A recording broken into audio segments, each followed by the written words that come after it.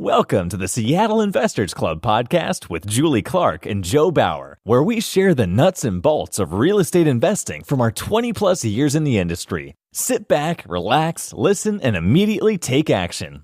Are you ready? Here we go. Welcome to the Nuts and Bolts of Real Estate Investing podcast. My name is Joe Bauer, and I'm here with my co-host, Julie Clark. Julie, how are you doing today? I'm doing all good, Joe. Just hanging out, getting ready to bust out this podcast and then go visit with a group of our investor friends for our bi-weekly roundtable. It's going super good so far. So I am actually, funny enough, I'm outside. I'm by Green Lake right now, outside Tangletown Brewery. So, you know, going forward, I'm getting so used to doing this in these crazy locations that, it'd be awesome just to be able to like crack a beer here in the middle of my podcast at the brewery and relax a little bit. But yeah, it's going good. Where are you at? I'm in Memphis, Tennessee, actually. Ooh, Memphis, Tennessee. So much real estate out of Memphis, Tennessee. You actually don't hear that much about investing in Memphis anymore. Everybody's talking about Texas and stuff these days. You know, remember Memphis Invest and all those guys? What's his name?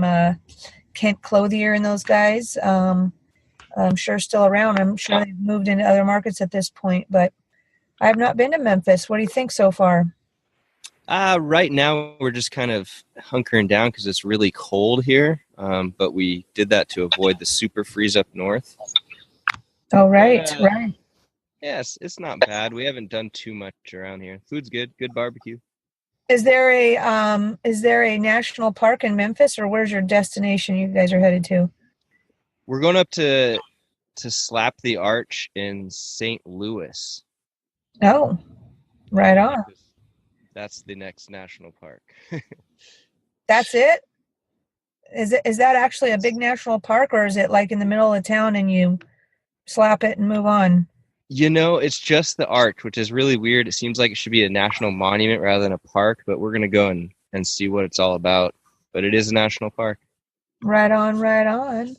Well, awesome. I'm trying to find a smooth transition into our guest today. So since I can't do that, I'm just going to jump right into it. Today, we are going to be talking about opportunity zones because that is such a hot topic. You know, if you guys are all listening and in some of the community chats on our local Facebook communities, you've probably seen some talk and excitement going around with some of our ninja investors about opportunity zones as a new opportunity for, deferring your capital gains and for massive tax benefits. And today we have Joe Ollis with us, who is the co-founder and CEO of the Smart Cap Group out of Redmond, Washington. Joe, what's going on? We got two Joes today. Yeah. Hey, Julie. Hey, Joe. It's a pleasure to meet you guys. Yeah, I'm going to steal your joke from earlier. We know we like Joe Ollis already, a new friend, because he said it was like a Joe sandwich. Today when we were talking about how I got two Joes and a Julie. It's like a Joe sandwich. So we know he's got a little bit of the funny in him. So he fits in well with our crowd, needless to say. Yeah, Joe, which Joe am I talking to? That's the question. It'll be I know. I think we should create a restaurant. I mean, if you think about it, J3, that's right. It's a perfect restaurant concept. Yeah. Actually, but I'd say it's like pleasure to meet you guys. The J3 Fund. How about that? We'll call it the J3. Sounds good. Yeah. So a little bit about SmartCap. I'm just going to read some notes off of either I pulled it off of GeekWire or your website or somewhere like that. But SmartCap is a direct commercial real estate investment company focusing on value-add retail and office real estate investment deals located in the Western United States. You guys, Joe, Ollis, if you want to fill in more about what your company is and what you guys are up to, give us a little background on that. Yeah, so SmartCap, we started in 2014 with my co-founder, Tim Schultz, and I. We're ex-tech geeks from Microsoft who made that transition into commercial real estate because of passion. We focus primarily on value add commercial. So think of retail, office, and industrial specifically. We started early on buying value coming out of the recession and migrated. Currently, we're under construction on industrial assets around the Puget Sound. Nice. I'm going to back it up for a minute. There's a little overview of what the Smart Cap Group is about, but I'm going to let Joe Bauer kick off and back it up on a little rewind with the first question. We want to know more about you. Now we know a brief overview of what your company is about, but Joe Bauer, hit him with the number one. Yeah, so the first question that we always ask people is, Joe, we'd like to know what your background is. We want to know where you come from, how you grew up, and how that got you to where you are today. Good question. Well, I could probably talk about this all day, but I definitely took a very different route into commercial real estate than I think the average person. I grew up in a family that was definitely entrepreneurial. My dad was with Taco Time, which is a local franchise Mexican food restaurant. And my mom ran a candy store franchise. So I was one of the most popular kids in the neighborhood because you can come to our house and eat tacos and candy any time of the day. Nice. My grandfather owned a mobile home campground. And so I have very early memories of going with him and collecting garbage in a truck when I was probably like 4 or 5 years old, and then taking that to a giant dump and throwing it in the dump. And for whatever reason, that memory sticks with me. But that was probably my first introduction to commercial real estate. That also, kind of fast forward, is what kicked me back into commercial real estate after being in technology. So I went to school at the University of Oregon. I grew up in Eugene, Oregon as well. And I studied computer science and finance. I graduated in the go-go days of the 1990s and came up to work at Microsoft. And I joined Microsoft at a time where you got to work on stage one products within mobile. So it was a great time to be there, had tons of fun, made great connections with people. But I ventured out of Microsoft and went to a company called Inrix, which was a big data analytics company. And we were collecting GPS data points from cars and using that to build traffic models. And that was really my first introduction to using data for things other than what they were typically supposed to be associated with. I went back to Microsoft in 2010 to continue that kind of journey, so to speak, in technology. And at that time, my grandfather passed away, and actually my dad passed away in very short time periods. So I ended up inheriting this RV campground. And originally my intent was, hey, I'm a tech guy. I have no interest in trying to run this thing. And so I was going to sell it. But being that I've had a financial mind and always thought about stuff, I was like, I don't just want to go out and sell this for a fire sale price, especially since this was kind of right in the heart of the recession. So I started reading books and really trying to understand everything I possibly could about commercial real estate. And as part of that, I decided to open the RV campground back up. It had been essentially closed and dilapidated for years. And I hired a manager, hired a management team, and fast forward, got that thing fully occupied actually pretty quickly. And from that experience, I was hooked. And I went out and bought 40,000 square feet of warehouse. And I chose warehouse because I felt like it was the easiest out of commercial real estate. I still believe that today, from the standpoint of it takes a typically low amount of capital to get that tenanted, and that the tenant turnover is pretty easy to handle, and it's pretty easy to manage. So that was kind of my journey into commercial real estate. Tim Schultz, my co-founder, he had a very similar journey, except for instead of buying warehouse, he was buying retail assets as a method of diversifying his exposure to tech stock. He He'd been at Microsoft for 15 years, just like I had been. And we ended up meeting at the Seattle Angel Conference, which is an early stage kind of angel investment community in Seattle that helps guide early stage startups. And I remember when we met, it was like the first day at around a round table. And I think Tim went first in the introductions. And he was like, "Hey, I'm Tim Schultz. I work at Microsoft and I love commercial real estate." And, things are going off in my head. And of course, it gets around to me and I'm like, "I'm Joe and I love commercial real estate and I work at Microsoft." Oh, and so at that point, like, romance. yeah, it was totally. So, when we're supposed to be here talking about all these new tech companies, all Tim and I would do is talk about commercial real estate. So we decided very quickly that we're like, hey, if you took your skill set and I took my skill set and we worked together with our network of Microsoft people, we could probably go do some pretty cool stuff. So in 2014, we raised $10 million and ended up purchasing 4 properties together. And this was all while we were still kind of full-time tech geeks at the time. So we were doing the 2-job business. So I know a lot of your listeners are probably doing a similar thing today where they have a full-time job and then they're trying to create passive income on the side. And man, that year was brutal. We worked nonstop and it was like having 2 jobs, but it paid off. At the end of that year, we had successfully acquired 2 retail assets and 2 office buildings, all within a value add model. We had built our business and launched SmartCap together. And fast forward today, we've acquired and transacted over 150 million. We've raised about 70 million, and our journey keeps going. We love it. I mean, I feel so lucky that I've had the fortune to basically come into commercial real estate and find something I love and get to do every day.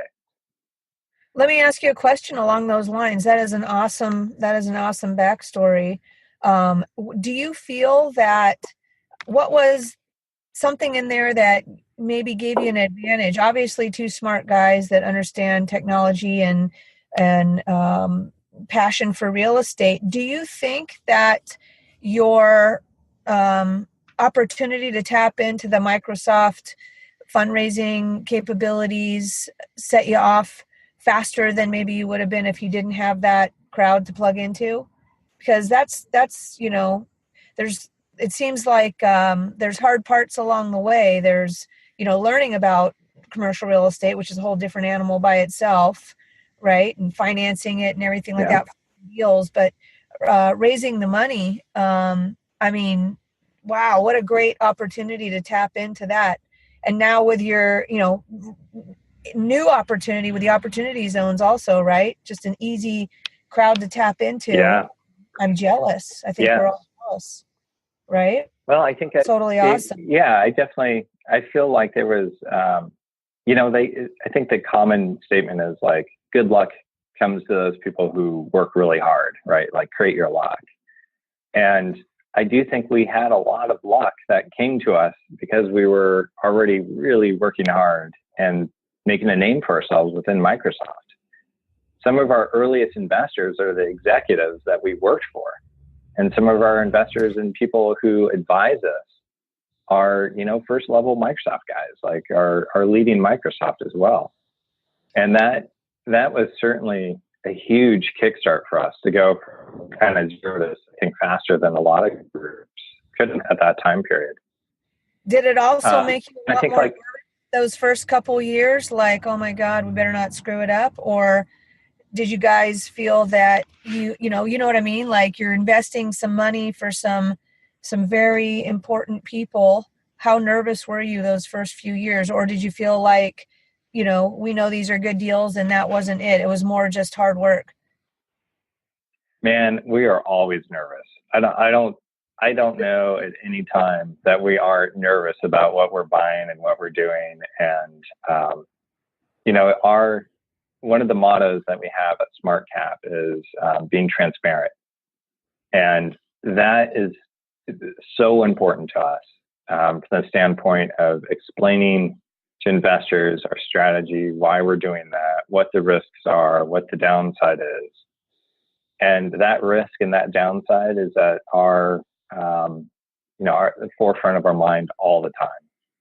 And so we know, like, investors are our lifeblood, and we call them that. Like, without investors' money and without treating them well, smart capital will not grow. And it's kind of one of those things where, like, I'll take a phone call from an investor anytime they call me. And that's just one of those things I committed to in growing this business. And I think a lot of groups, like, as you start to expand, like, keeping and maintaining that personalized relationship, as well as having a principal being able to be accessible to the investors, is super important. Yep, no doubt. So how do you guys, is anybody in your organization a broker, or how do you guys source your deals at this point? So we do not have a broker on staff. We have an acquisitions team. Tim runs that. So we have 3 people on his team handling acquisitions. I'd say it's really transitioned since we started. So if you were thinking about it, we had another lucky kind of tailwind when we started, which is we were in the recession and it was a buyer's market, man. I mean, like, I remember running a CoStar report once in 2014, and there was like 450 things for sale. And so early on, we realized, like, hey, our advantage is going to be able to quickly go through all of these on-market properties and find the diamond in the rough. Like, that was our strategy. And so we spent a lot of time building tools, our own underwriting tools, to essentially go through these things and figure out which ones had the best risk-reward ratio. And that's what we bought.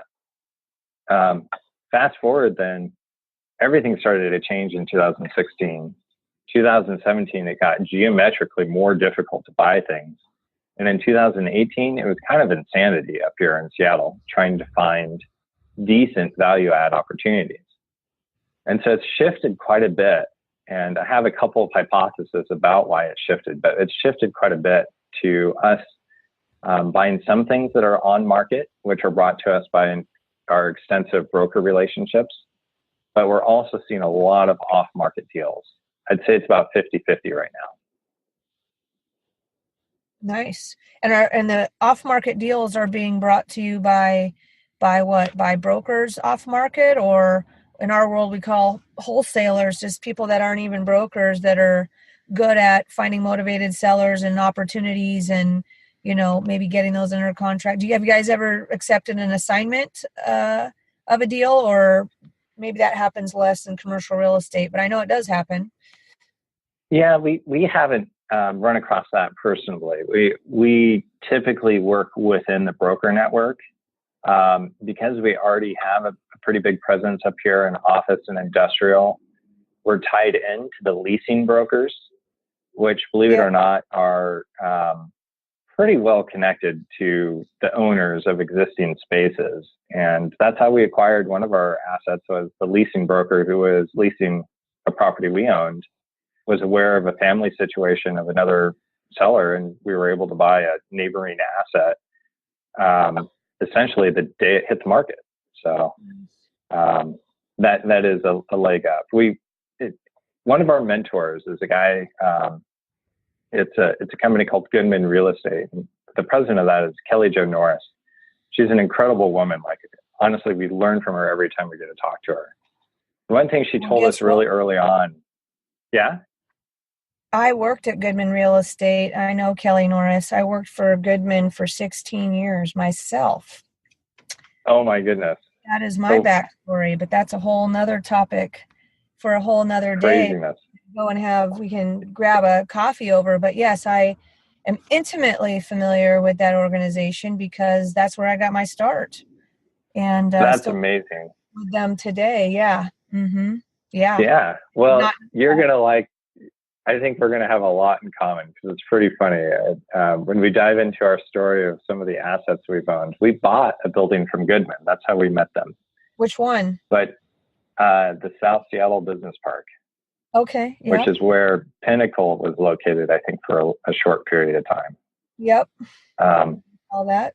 So Kelly Jo told us once with brokers, John Goodman and Goodman Real Estate gets first look at nearly any deal in the Seattle market. And it's because he's built a reputation of writing big fat checks to brokers and understanding that they are essentially the grease that keeps this industry moving. And so it's funny, you think about in residential real estate, all these tools and all these methods of consumers being able to buy houses like Zillow and Redfin, all that data, and how they're kind of going after that home real estate agent. I think it's kind of the exact opposite. I really look at the brokers that are in commercial right now, and man, they own the market. And SmartCap, we understand that. Like, we really, really get that. And that's kind of where that marriage of having a technology background and understanding the power of big data and how to utilize that to make decisions gets married to the idea of, like, the commercial real estate world really is owned by these brokers right now and operating within that context.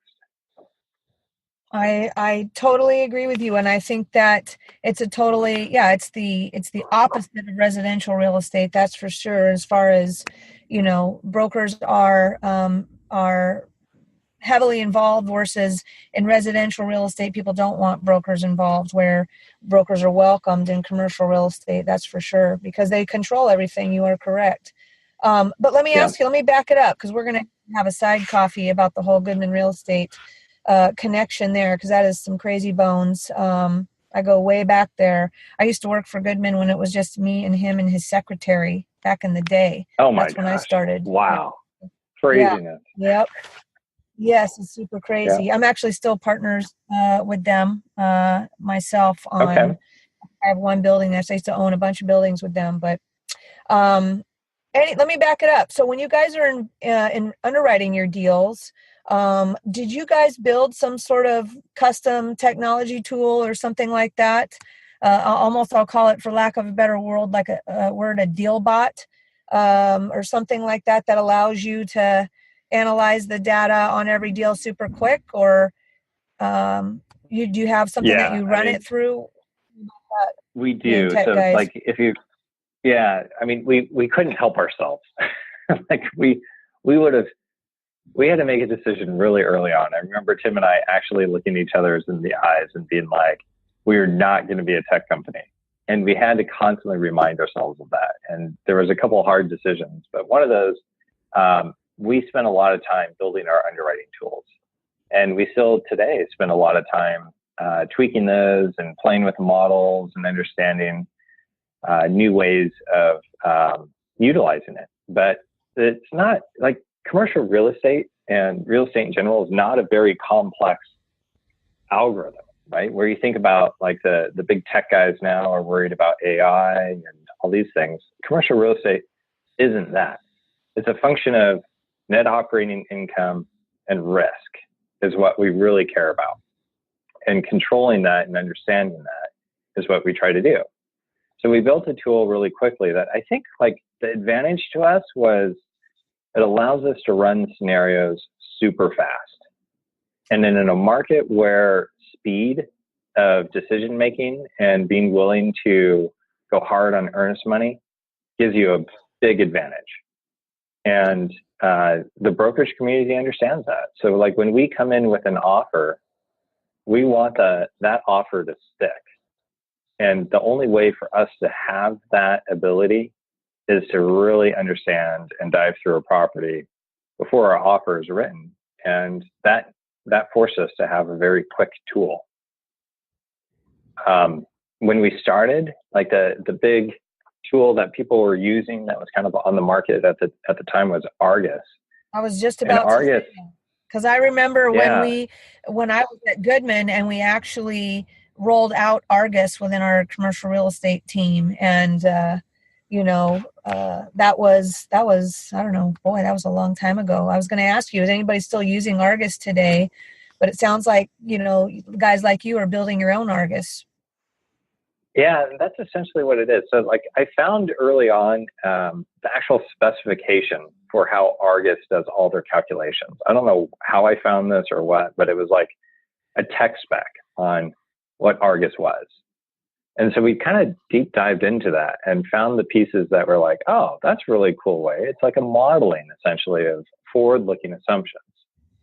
And so we built our own tool based off of very similar assumptions that can be made within Argus. But I think really where we differ from like the tools that are out there right now is it is super quick and easy for us to plug in a pretty complex project and cut it up and run different types of scenarios and see what happens in different types of risk environments. Whereas in Argus, that almost takes like a full-time expert to use. And I think we had a full-time person on the Argus. In fact, at Goodman back in the day, now that you mentioned that's all they did was run Argus models. Yeah. And so and it's funny because we didn't write like a crazy tool. Our tool is actually a series of functions of spreadsheets at this point. Like we tried to go the crazy way and build like the standalone tool, and we realized like we're just over engineering things. And that was kind of back to that. We aren't a tech company, we're a real estate company. And it's highly efficient. We use it every day. We have 2 people on our team. They continue to help innovate on it and make it better. The 2 acquisitions employees, in addition to Tim, one was a private banker at US Bank and one was another Microsoft guy.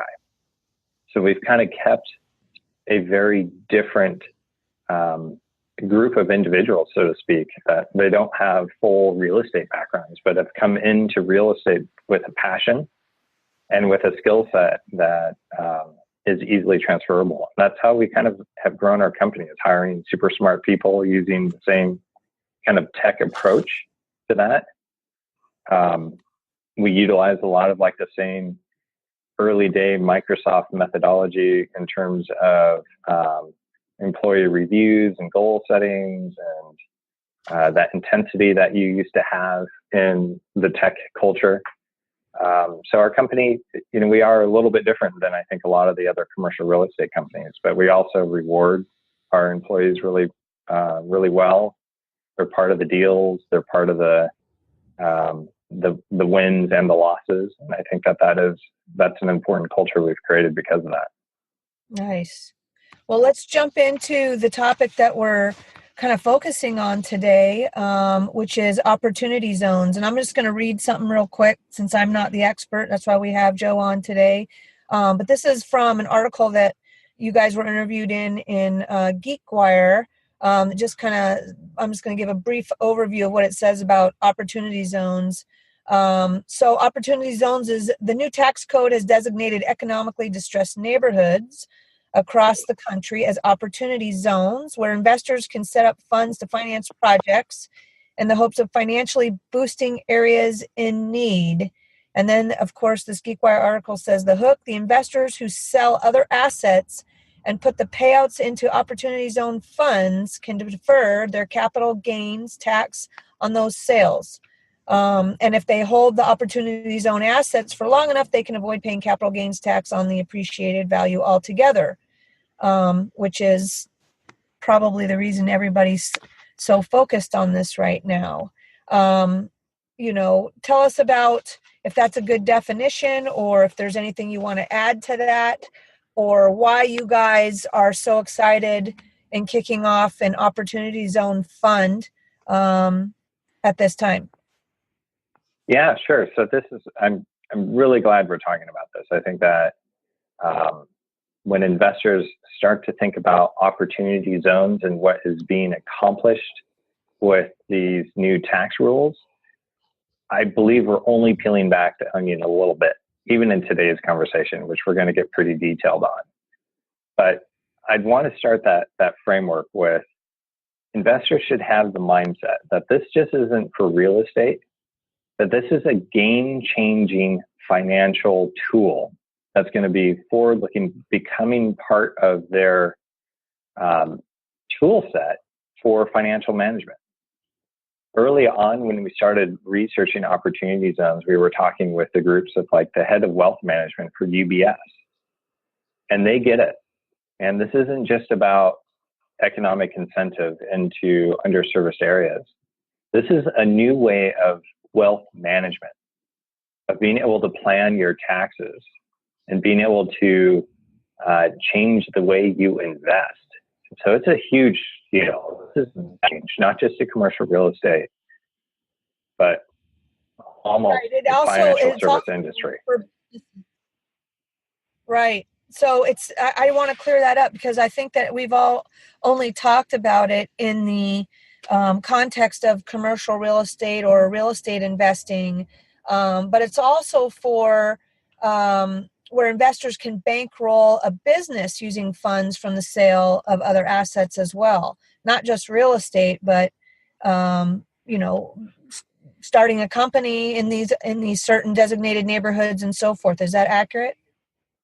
That is completely accurate. So if you think about that, if you think about the Jeff Bezos and the Bill Gates of the world who are sitting on billions of dollars of capital gains, they all of a sudden can go and kick off a new company in one of these zones and invest for 10 years. I mean, it's unlimited how much capital gain they can go plug into these things. Unrealized capital gain, right? So they're sitting on all their stock options, unrealized capital gains that now are they're underutilized, right? And now can be redistributed into something, that not only improves communities but also allows them to actually use that money than just sit on it. Is that what we're kind of saying in a nutshell? Yeah, that's exactly right. So I think a lot of focus right now is on commercial real estate, non-real estate, apartment buildings and things like that. And a part of that is being driven because that's the easiest way of applying the tax rule today. So there's a lot of gray areas that the Treasury and the IRS has not released guidance on. But the guidance that has been released is most easily implemented using commercial real estate or real estate. And so that's why a lot of attention is being drawn to offerings like ours, which we were one of the very first opportunity zones to be launched as a fund in the Seattle market. So we got a ton of press on that. And honestly, it was kind of like, we were surprised because we thought everybody else was thinking along the same way. And there was enough regulation that had been released that it was pretty clear how to utilize the guidelines. But I guess we were pretty novel in getting this thing out first and building a strategic plan around it. Yeah, let's talk about that for a second. So how does that work? Do you have to identify a property or something within an opportunity zone or have a business ready to launch within the opportunity zone if we just use it in those two contexts? Or, because there's timing guidelines and stuff like that on, how soon the funds have to be placed once they've been dropped into the opportunity fund and so forth. So how does it all work? Can you give us the basic kind of story on that? Yeah. So let me give kind of the basic mechanisms for opportunity zones. Then I want to back up and tell a little bit about how we fell into it, because I think that's pretty unique. But the basic rules of it are an investor has 180 days after realizing a capital gain at an individual level to place those funds, those capital gains, into a qualified opportunity zone fund. There's one tiny rule kind of change in addition to that. So if you were to sell stock, if you were a Microsoft employee or a company employee and you sold stock, you have individually 180 days to take that capital gain and place it into an opportunity zone fund. If, on the other hand, you're part of an LLC, so say you had invested in a syndication of a commercial real estate property. I'm using that example because this is what we do. And that LLC sells and creates a capital gain. The LLC, as the entity, has until the end of their tax year, December 31st, to invest into a qualified opportunity zone. If they choose not to, then the tax burden of that capital gain falls to the individual. Now the individual has 180 days. So if you were a part of an LLC in 2018 that sold and created a capital gain, you have 180 days from the end of that when the LLC closed down or at the end of the year. So that kind of caveat, I think a lot of people weren't aware of. Let me clarify that again. So if you had a property that you owned in an LLC, let's say an investment, and you sold that in, we'll say, January of 2000 or February of 2019, we'll use this year, you have until the end of the year so you have more than the 180 days. You have until the end of the year to place that into a fund. Is that right? Or it depends. Yeah, it depends on two things. So the mechanism is when the LLC shuts down, because then the tax burden falls to the investor, or at the end of the year for that LLC's when the tax burden flows through. Okay, so whichever is longer or shorter. I guess, if that makes any sense. It's 100. Yeah. So it's 180 days after the dissolution of the LLC, because that's when essentially the tax flows through to the investor. Right. Sometimes though, you get something sold and you don't dissolve the LLC right away because that's right. reasons. So you could actually, sell something in March of 2019, but you might not dissolve that LLC until the following year for some reason, right? Yeah. So that kind of this additional time period, I think, is what's really helping investors currently. We had a lot of investors last year that were part of earlier syndications that we sold and captured capital gains. And those investors have, despite us selling those assets long before 6 months ago, have the ability to roll their 2018 capital gains into our existing fund. So we've utilized that particular rule for our existing investors. So that makes sense. So you don't necessarily need a property. They just need, the fund is available as like a bucket that they can place it in, which is obviously probably more favorable to them than doing a 1031 exchange, which has the time frames really tight, right? So that's right.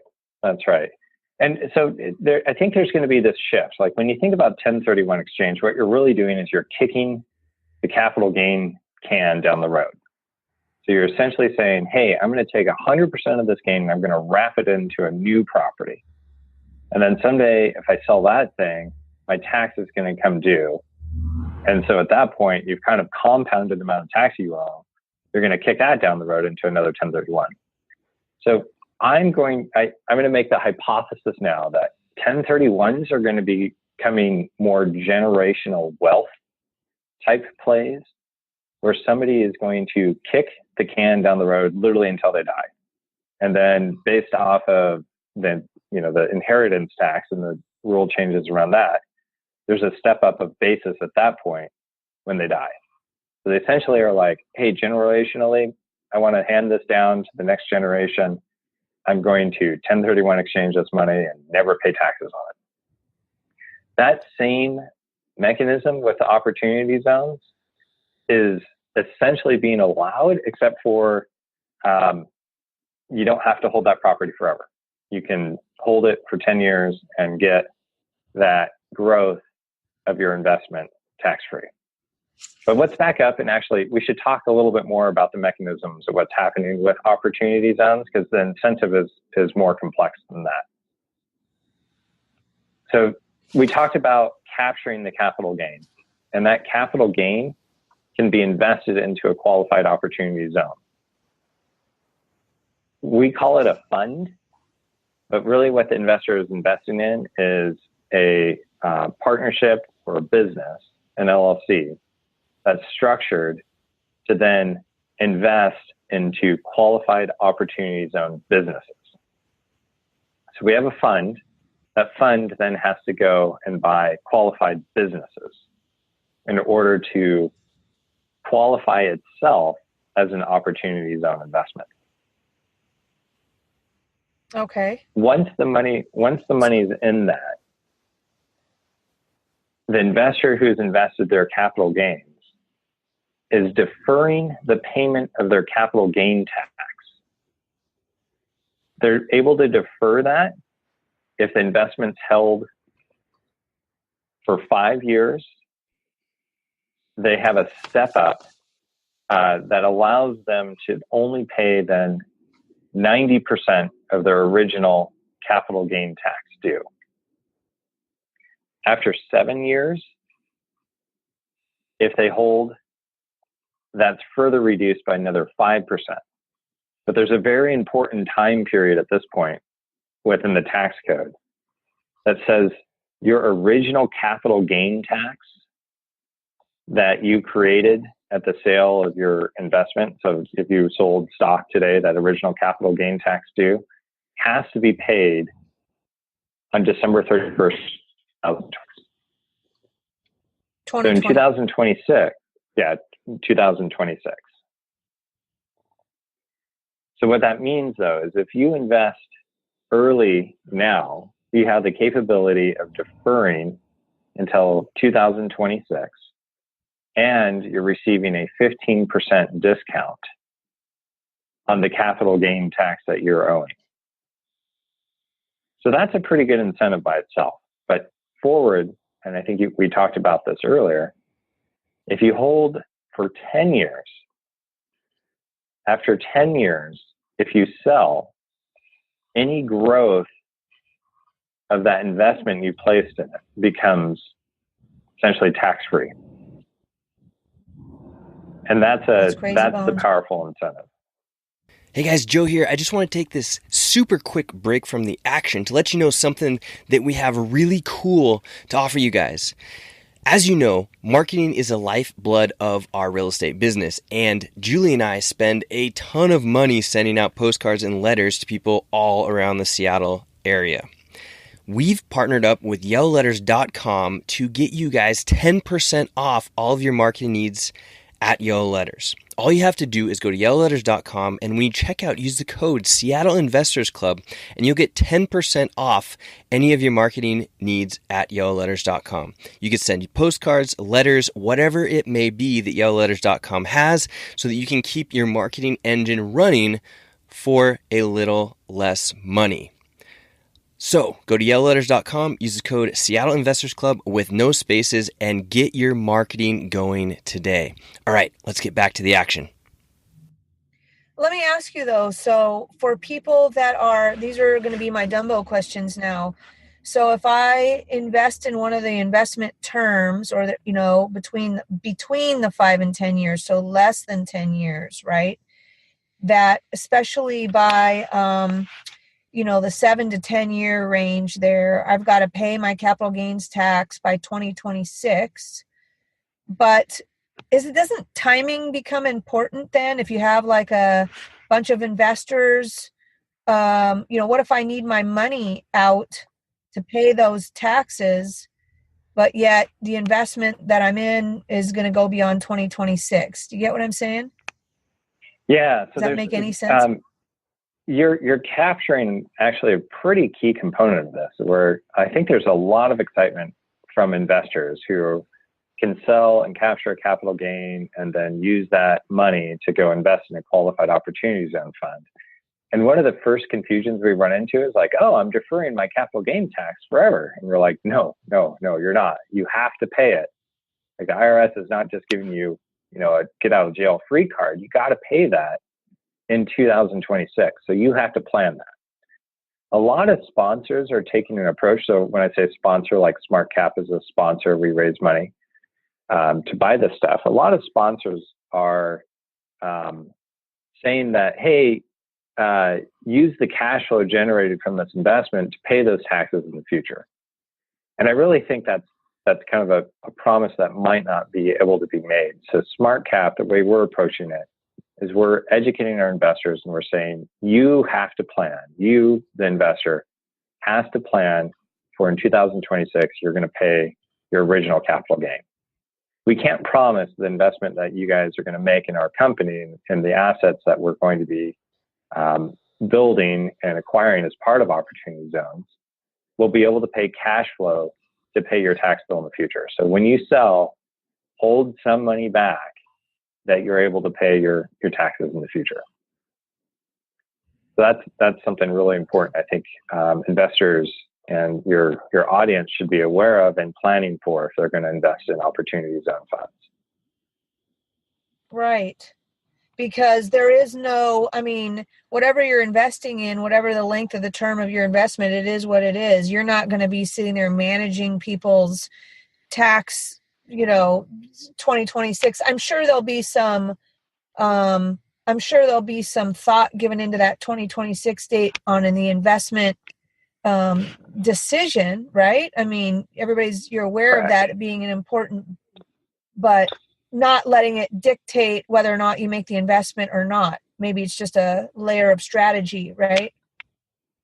Yeah, that's right. And I think one of the other timing parts of this question as well is currently the Treasury and the way that the tax code is being interpreted is that date is December 31st, 2026. Which would mean if you invested and started like your 10-year clock, your investment was in 2022, you're not going to have 7 years before your taxes due. Thus, you're not going to get that discount. I think that's a flaw in the way the law is written right now, but we're interpreting it, exactly as that date. But this gets to an important point, I think, which is the rules and regulations around opportunity zones are not fully identified yet. Exactly. There's rules in place, and those rules in place dictate a very stringent set of criteria. SmartCap is working within that criteria. So with the way that the rules are written today and are being interpreted right now, we can easily qualify the money we're raising for with the project we have. The Treasury is supposed to release around Valentine's Day further guidance, answering some of the key questions that are open currently. And that December 31st, 2026 being a hard date versus just the intent of a 7-year hold is one of those things open for interpretation. What other questions are kind of the common key questions that are a little fuzzy right now for everybody? Is there a couple more other than that 2026 date? Yeah, so there are quite a few what we call kind of like these gray area components. One of them that is a very common question is, can you refinance in the future to distribute cash back to investors from the opportunity zone investment? And right now, our interpretation of that and the plan we're building for our investment is that you cannot return cash to investors out of the qualified opportunity zone fund. Because what that does is it impacts the investor's capital balance, creating a taxable event, thus essentially killing that 10-year opportunity zone benefit. Some pushback and questions around how does that operate? How's that really going to happen? The big one, though, is the interpretation on what is sold in the future. And the next one is probably the most important. So to capture the opportunity zone tax bit after 10 years, the tax code currently states that you have to sell your interest in your qualified opportunity zone fund. So that would essentially entail for us to sell a building, you'd have to sell the fund. But how does that work with regard to transfer of title? Because when you think about selling a building currently, you're transferring title. But here, the opportunity zone guidelines are saying you have to transfer the fund. So we took approach within SmartCap. There's a lot of creative things happening with people raising money with expectation that they're going to sell buildings just like normal today and be able to keep the funds within, this umbrella of the qualified opportunity zone fund. We took a separate approach. We're like, hey, this is a gray area. So let's make this as simple as possible. Let's create one opportunity zone fund that owns one qualified opportunity zone business, which is in fact a single building that then can be sold as a qualified opportunity zone business that owns a single building in the future. And we'll figure out a creative way of transferring title at that point. Or if the Treasury comes out and goes, okay, wait, we were wrong. This is too complicated. The real way to do it is X, Y, Z. Then we can do that. But we didn't want to create another layer of complexity. Right. A lot to think about. Sorry, that's Julie? for sure. Yeah. I said a lot to think about, that's for sure. That is. And I think there's like part of the reason we were comfortable, I think we received a lot of questions from our investors of like, hey, we know there's a lot of like, gray area still. How can you be comfortable in this? And the way we looked at it is we took the straight over tackle approach, not to drive into like a sports analogy, but we made this as simple as possible, almost brain dead in terms of the rules and regulations around the opportunity zone. We're going to qualify the money we raised right away with the way that we're doing a ground up construction. So that risk is off the table. We're going to hold for over 10 years. So that risk is off the table. We're raising the money now. So we're within the 7-year time frame. So that date thing is off the table. And we know there's so much money and so many people following into this opportunity zone business that question about the sale in 10 years is either going to be solved by the Treasury, or it's going to be such a common situation that it's going to be solved by all the smart people that are raising money and doing projects in these zones. So that's how we kind of grew comfortable enough to launch our fund and be one of the first ones out there doing this. Awesome. I'm excited to see what happens. I'm sure there's going to be lots of changes that come forward, it seems like, while it gets all solved. But if the intent is there, about what this is all about in the first place, now that the idea is out there too, right?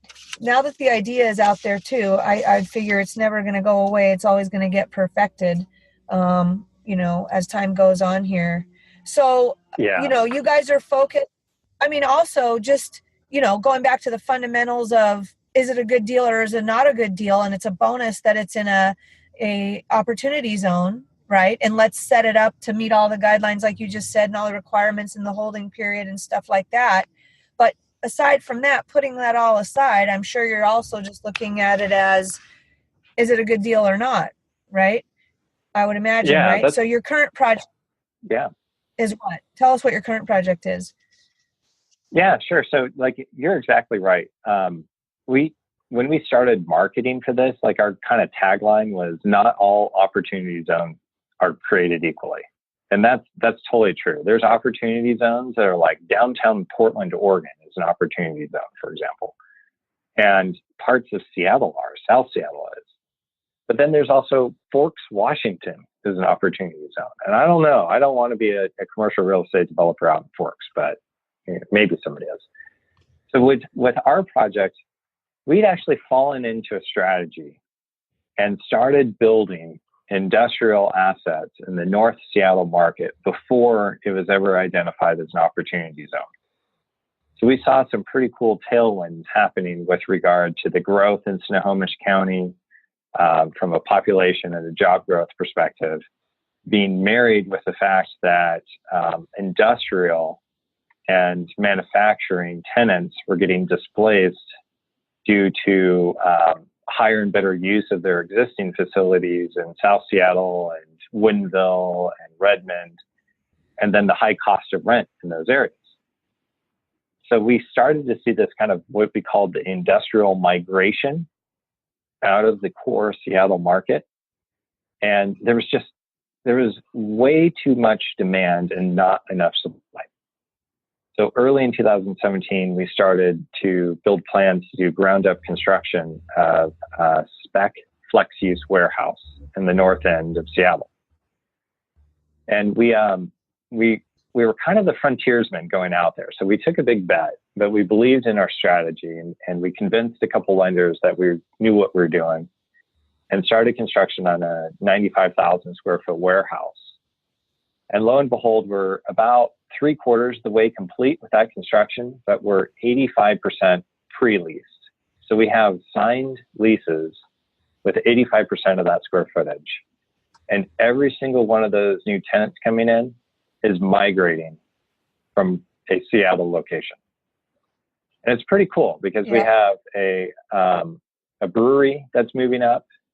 We have tool manufacturing, and then we have a group that's actually moving down from British Columbia, trying to bisect or bypass part of that tariff and tax implications by doing final assembly in the United States.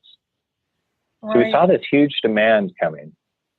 And as part of the opportunity zone guidelines, we decided to double down on that. And so we acquired another 12 acres of land immediately adjacent to where we're building currently, and are raising funds to construct up to 230,000 square feet of additional flex use warehouse space. And the beauty of the plan, and kind of where this the opportunity zone helps, is we're going to raise, in our case, we're raising $10 million, which allows us to stage the development and delivery of the square footage. Because the worst thing we could do right now is over deliver to a marketplace that is still pretty small in the grand scheme of things. It's emerging. We know it's emerging, but how quickly can new square footage be absorbed? That's the risk. So what we're going to do is we've raised the full funds, which we're going to qualify quickly because we're going to spend that in the construction of our first building, and only use leverage of between 20 and 30%. So there's some leverage there, but not a lot. Now, as we see success in this first project and it gets stabilized, we're going to add additional debt to it, which we're then going to utilize to construct the second 100,000 square feet in a separate building. Still within the opportunity zone, still the same opportunity zone business. And now you're sitting on a better use of money. Essentially, you're going to add leverage as things continue to improve in this market, but you're qualifying the full amount of funds on day one, and you're acquiring all the land to support that growth at the same time. Let me ask you so a question. We're pretty excited about that. As you're talking about that, it's super awesome. I'm thinking about like how long it takes to get permits and, you know, construction and all these things. And I'm thinking about investors and tech and people versus real estate investors and returns and so forth. I mean, from a tech perspective, you know, it all sounds great. Now I'm just thinking about how long all this takes to get permits, right? I don't know how long it takes out in like Arlington to get permits, but, you know, is the alternative, I'm sort of off track here, but this is what's coming to my mind, that these tech investors, when they have their funds sitting in their stocks, it's just sitting there and it's bouncing around, ideally going up, right? But it's not materialized. It's just paper, right? So there's no loss to them necessarily to diversify in something. You're essentially parking your money, right, in a deal, right? Without, you know, investors, you know, like to get their returns or their cash flow distributions and stuff like that. But we're talking about, are we talking about not being able to do that with an opportunity zone, right? Is there not any such thing as a cash flow distribution with an opportunity fund? It is more of a long-term play for later for your, you know, at that time you cross the 10-year mark, you know, where you have your appreciation upside and, you know, how does that work? Does that make sense to you? Yeah, that's a great question. So it is in our case, and with any opportunity zone fund, it can produce cash flow, and that cash flow can be distributed as ordinary income.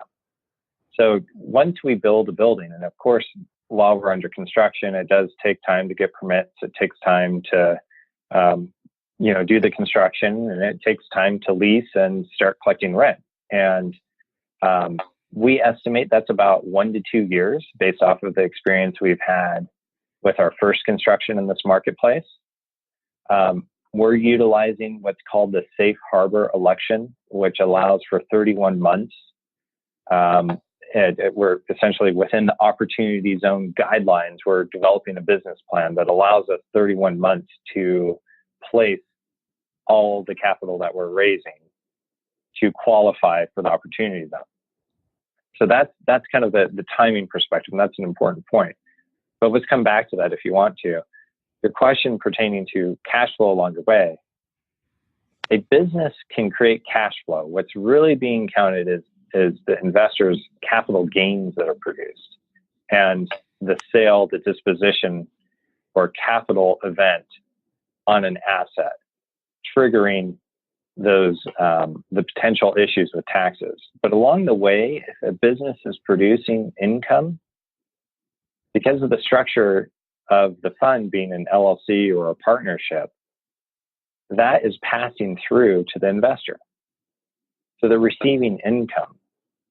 And the same cool things you can do with depreciation can offset that income. And that's actually one of the beauties of this whole opportunity zone thing as well, is if you can create an asset, have that asset then start to kick off cash flow, but offset that cash flow as depreciation. Let me ask you, Julie, what happens to that depreciation when you sell a building? Right, it gets recaptured. Recapture it. But how is it recaptured? The tax code looks at that as capital gain. So there is a possibility, and I'm not going to say that this is a for sure thing, because this is one of those gray areas.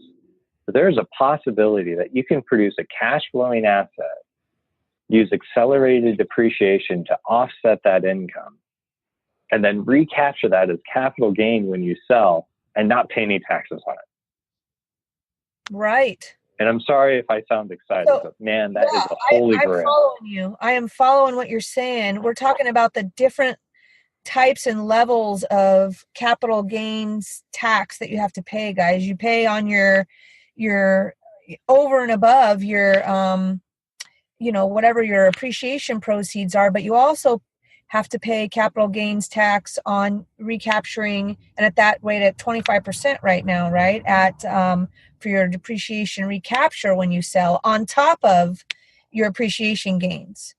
And you just That's were right. saying that might fall into the bucket as well, right? That is right. That is right.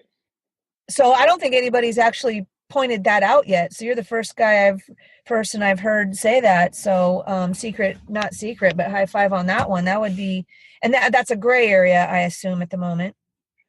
It is a gray area, and that's one of those things that, like, when we talk to our investors, we explain that possibility. But really importantly, like, that might not happen. That's a bonus. And so that drives back to your first point of, like, this has got to be a great investment. Right. Like, there's a gold rush of people out there being like, hey, this is like opportunity zone thing, super sexy, super exciting. I'm going to go never pay taxes again. It is a gold rush. And I'm telling you, man, like, Morgan Stanley's out there raising billions. Goldman Sachs has something out there raising billions. I think the rumor mill is there's going to be $200 billion raised in opportunity zones in 2019. That's freaking crazy.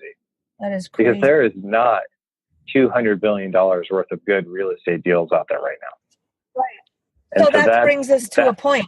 Here's another thing that could happen. Here's a little forecast thing. So the fact that that's going on, let's say the rules get nailed down, the gray areas get minimized, and everybody knows what's up a little bit more. That'll probably happen sooner rather than later because everybody's pushing on the gas so hard. Do you think that it's going to possibly skew the real estate market as far as sales go, because people are going to be, or investors are going to be willing to pay more for a property? If you look at the whole picture with the taxes included, it allows you maybe to pay more for a property because you're considering the TAP implications in your entire, underwriting, right? That all of a sudden you're going to have to do comps of only properties within opportunity zones, only if they're also in opportunity zones, which I guess makes sense because it's in the same area. But it seems like there could be a confusion that happens in valuations. Was it an opportunity zone purchase or investment, or was it not? Right? Because people can still purchase property within opportunity zones, right? That aren't using an opportunity zone, fund or vehicle to purchase it. Yeah. Does that make any sense?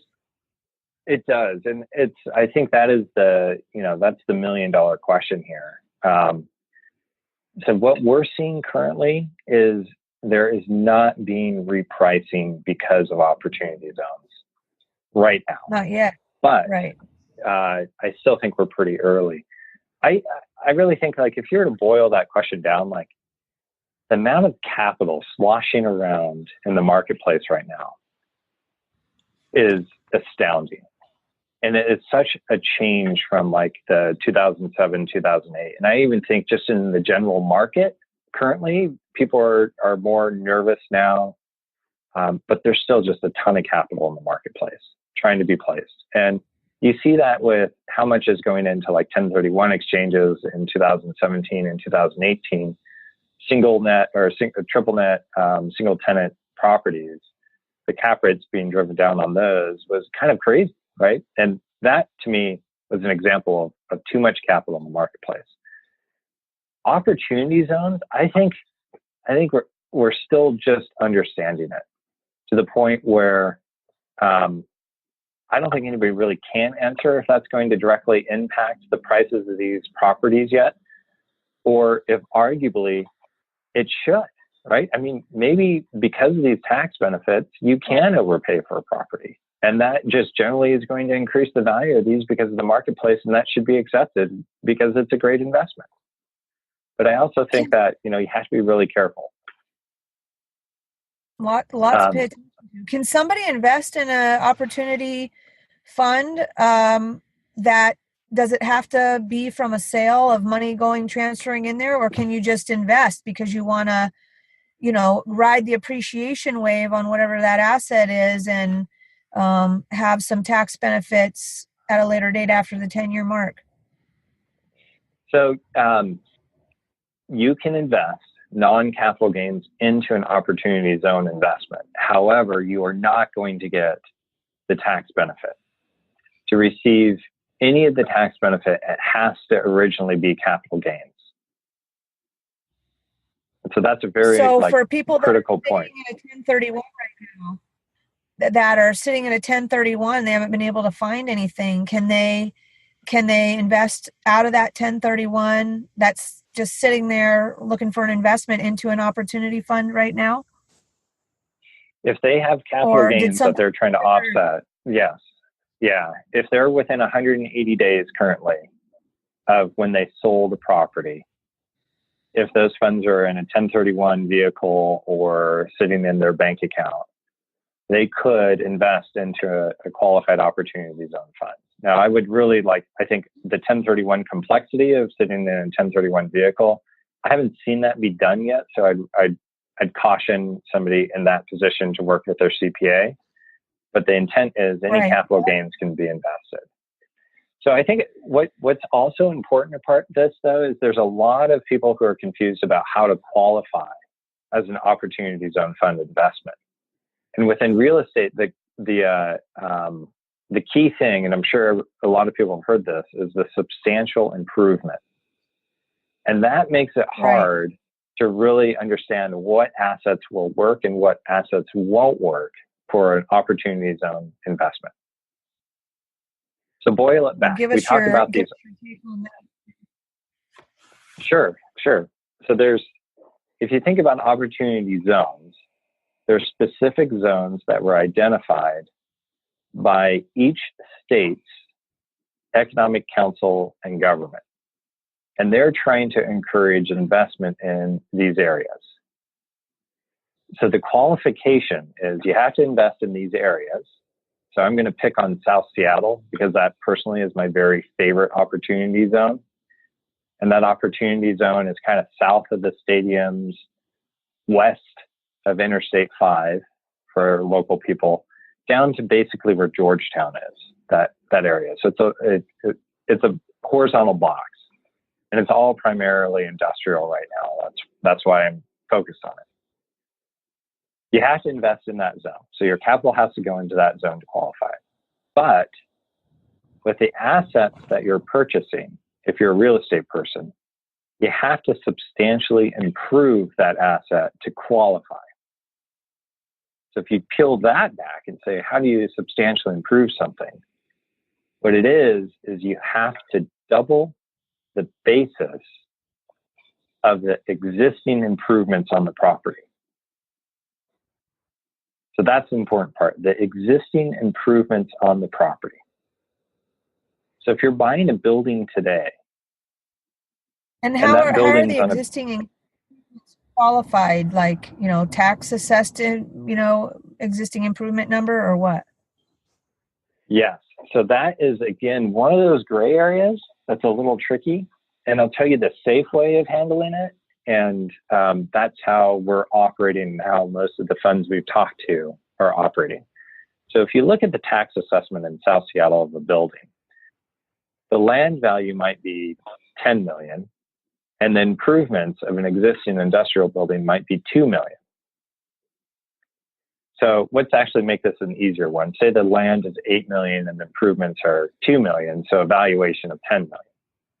So to substantially improve that asset, if you were to buy it for $10 million, would be double the basis of the improvements, which is that $2 million. So you'd have to put another $2 million in improvements to qualify your opportunity zone. But say you buy you buy that land and that building for $20 million. So arguably, we would use a prorated valuation of what the improvements are on that property. So in our case, if you were to buy for $20 million, you'd say the improvements are 20% of it, so it should be $4 million. So you have to put $4 million into improvements to qualify. Right. And so you can see why industrial is a pretty sexy way to use this, because a lot of times when you look at these industrial assets in some of these areas like South Seattle, you'll see valuations where the land value is like 95% of the total taxable value. So it's pretty easy to qualify by improving those type of properties. Contrast that, though, to you can't buy an existing multifamily complex where the land value might be $2 million and the improvements might be $6 or $8 million. Because it'd be very difficult to put another $8 million into an apartment complex. So you really are talking about, in most cases, like a tear down and rebuild or a very substantial renovation. Right. Makes sense. I see why you're going after those industrial properties. Definitely. Yeah. It's all fascinating to me. It's all, I think of the word, when I was looking and studying all this stuff about the opportunity. Does this make any sense? Let me run it by you. I'll call it double dip, right? Is there Sure. does that make sense? So you're, let's say, a startup, or you're a company. Since we're talking about, you can invest in a business or real estate, right? You could buy your own property. I mean, you could buy a piece of property to house your company, and you benefit in two ways, or not. So does that you're make any exactly sense? right. Yeah, and I think that you're catching something that I don't think a lot of people have thought through yet. And you think Amazon thought through that? I do. Like when they chose an opportunity zone, right, to go and put their second headquarters in, like both Tim and I looked at each other like, oh my God, Jeff Bezos is the best tax dodger in the history of the world, right? Yes. Not only is he getting this huge incentive from the cities, but now he's going to be able to go and substantially improve all this property in an opportunity zone to take advantage of the tax rules for his real estate. And then on top of that, if he does like create additional companies or raise funds, hypothetically, he could structure a way to build opportunity zone businesses in these buildings as well. So it's kind of a trifecta of coolness that they got to take advantage of. But I think you're right. Work with a business though? What's the tax benefit to a business with capital gains, right? I mean, I'm not sure I'm following that 100%, right? So they have how does the tax, what's the benefit to a business who starts a business within an opportunity zone? Do you know? So it is the same benefit. So if you were to create a business, so like, let's just use South Seattle and industrial again. So we're creating an asset in South Seattle that's going to be an industrial building that will support manufacturing. And there is a widget manufacturer that's going to go and, occupy space in our industrial building. And lo and behold, they're in a growth period and they're going to go and raise funds as a qualified opportunity zone business. If they raise funds in that and capital gains are invested into it, those capital gains receive the same benefit as the investors who are invested in the industrial building that we're constructing. So to me, that's kind of like, that's the part that I think is not being broadly discussed and advertised yet, because that's where the most gray area and rules and regulations still need to be clarified. So if you draw back kind of full circle to what I said earlier, right now, commercial real estate is the easiest way to implement these rules and regulations to qualify as an opportunity zone business. The real intent of this and why this was drawn was to encourage economic growth, which to me is businesses and job creation. And that's what the opportunity zone is supposed to handle. So that's really where I think it's going to go. I mean, this tax code doesn't expire until something like 2048.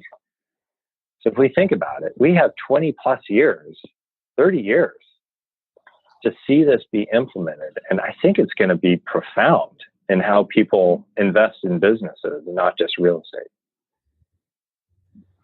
And it's kind of funny. I like to kind of deviate a little bit on this.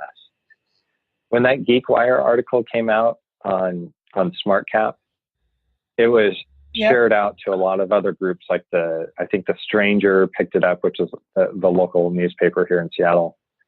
And we were called out as like, oh, gentrification, rich white guys in real estate, all these bad things.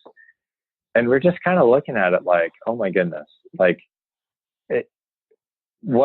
we took it a little personally because we were like, hey, we're actually the ones creating and improving already existing uses for this industrial real estate, and supporting areas to grow more jobs. But I think the other thing that really does draw like that they're really correct on is gentrification. So if you think of a lot of these areas like downtown Portland, Beacon Hill in Seattle, and Chinatown in Seattle are identified as opportunity zones. There's already a lot of excitement on builders going into there to construct more multifamily, for example, and to gentrify that area. And I think the opportunity zone, the fact those are identified as opportunity zones, is just adding fuel to that fire. So what would have probably taken 3 or 4 years to be done and to have kind of a slow, smart growth for these areas is just going to be accelerated. And that to me is something that I think as Seattle, we really need to be careful about and to be smart about as we encourage that growth, but don't do it too quickly. Well, and the permitting process of all this stuff, could kill. I mean, you're shaving so many years off right there as it is. I think that's, if it's going to even get crazier, the city needs to be able to handle the volume of stuff that's going to also be coming their way as a result of this, or probably it's going to be interesting to watch. Well, Joe, this Yeah. has been super awesome. There's probably go on and on and on like this, and it'll be interesting. We'll have to ask you to come back, maybe next year or later this year once, and get a check-in, and we'll see from where we started today, where things have shifted and changed, where gray areas have been cleaned up, and maybe you can be our guy to keep us all informed. I know there's a lot of people that listen to our podcast that are members of Seattle Investors Club that are also tech, and they're, people coming out of tech, right? That are going to be interested in knowing what alternatives are for their own portfolios. And I highly encourage you guys, whether you're in tech or whether you're just a real estate investor that's going to be selling some of your assets here, to check out and stay connected and follow what the Smart Cap Growth team is up to. And how would people be notified if you were raising funds? Do you kind of go in-house with your inner circle existing investors first, or do you make that public on your website for people to get notified of opportunities that how do you guys roll on that?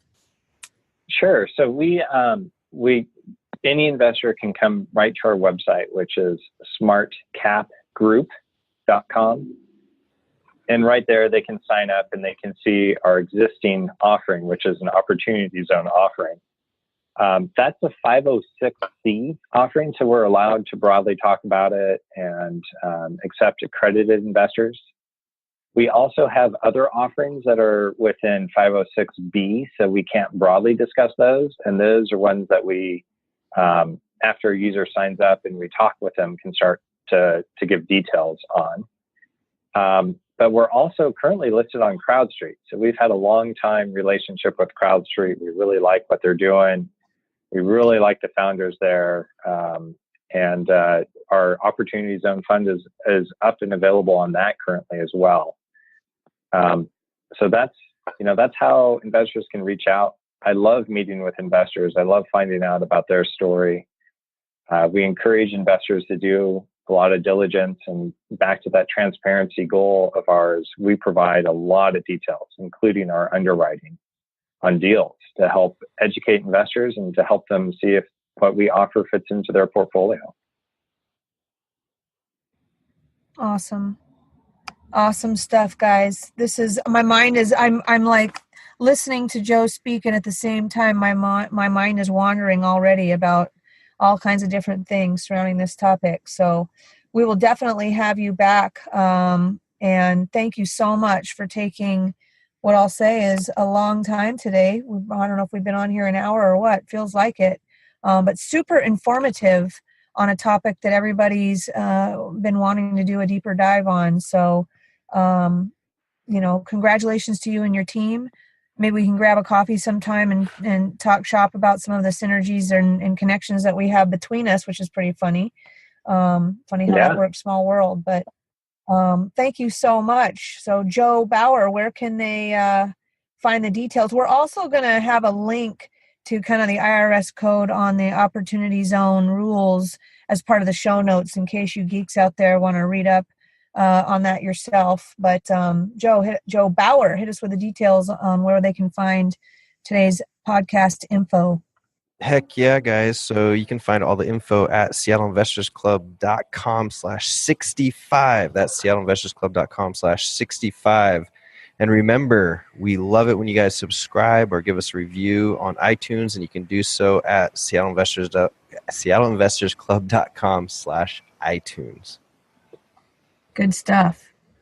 All right, guys, I'm going to wrap it up here. I'm going to go jump into our weekly or bi-weekly roundtable here at the Elysian Brewery, Tangletown, up by Green Lake. If you guys are in the hood on what day of the week is it? On a Thursday. We're up here every Thursday from 12 to 2. Come have lunch with us. Small roundtable, small group mastermind. It's been amazing, the power of what a small group accomplishes. Totally different environment than the large real estate meetups you guys are going to. So I encourage you to come by and check it out and see how it's different. You might like it. Other than that, on Tuesdays, we are down at the Elliott Bay Brewhouse and Pub in Burien from 12 to 2 on Tuesdays. Again, come join us for lunch, hang out, and I'll see you guys all soon. Over and out. Cool. Talk to you guys later.